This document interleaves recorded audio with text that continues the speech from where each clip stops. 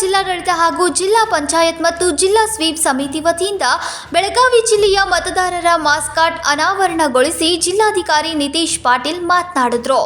ಮೊದಲನೇ ಬಾರಿಗೆ ಮತದಾನ ಮಾಡುವ ಯುವ ಮತದಾರರಿಗೆ ತಮ್ಮ ತಮ್ಮ ಮತಗಟ್ಟೆಗಳು ಮುಂಚಿತವಾಗಿಯೇ ಗುರುತಿಸಲು ಹಾಗೂ ಪರಿಚಯಿಸಲು ಈ ಕಾರ್ಯಕ್ರಮದ ಉದ್ದೇಶವಾಗಿದೆ ಎಂದು ತಿಳಿಸಿದರು.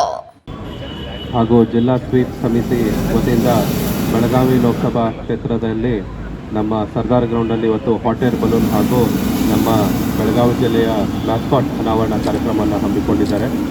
ಸೊ ನಾನು ಜಿಲ್ಲಾ ಪಂಚಾಯತ್ಗೆ ಅಭಿನಂದನೆಯನ್ನು ಸಲ್ಲಿಸ್ತೇನೆ.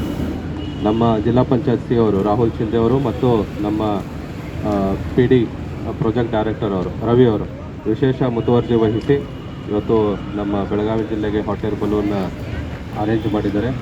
ಅವ್ರಿಗೂ ಕೂಡ ನಾನು ವಿಶೇಷ ಧನ್ಯವಾದಗಳನ್ನು ಹೇಳ್ತೇನೆ.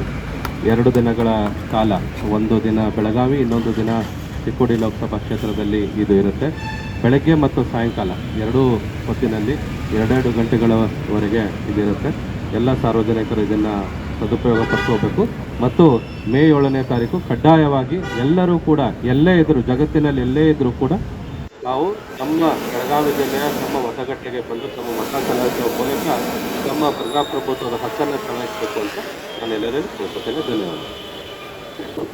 ಈ ಸಂದರ್ಭದಲ್ಲಿ ಅನೇಕ ಜನರು ಉಪಸ್ಥಿತರಿದ್ದರು. Vinod Kolkar, Kannadamma news network, Belagavi.